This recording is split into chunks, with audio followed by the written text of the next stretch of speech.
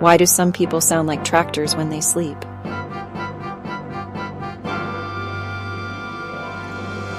It's not just random noise. Snoring happens because of how you breathe while you sleep.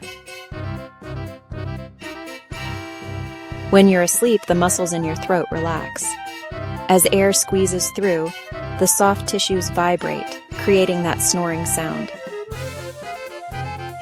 It's more common when you're tired, lying on your back, or have a cold, anything that narrows your airway. Like this video, share it with friends, comment your thoughts, and don't forget to subscribe for more amazing facts.